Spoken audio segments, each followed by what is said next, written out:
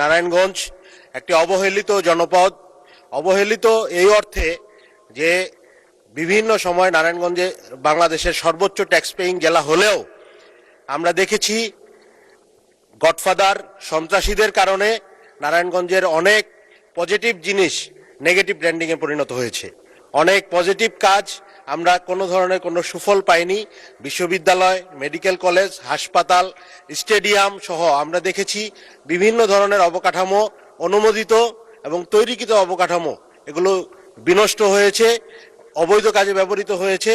কোনোভাবে কোনো ধরনের পজিটিভ কাজে বা নারায়ণগঞ্জবাসীর উপকারে আসে এইরকম কোনো কাজ আমাদের অতীতের জনপ্রতিনিধিরা, গডফাদাররা বা সন্ত্রাসীরা করতে দেয়নি। তো এই ক্ষেত্রে মাননীয় শিক্ষামন্ত্রীর কাছে আমার স্পেসিফিক আজকের টপিকের কোশ্চেন যে 23 সালের যেই বিশ্ববিদ্যালয়টি অনুমোদিত হয়েছিল সেটা বাস্তবায়নের কোনো পদক্ষেপ তারা নেবেন কি?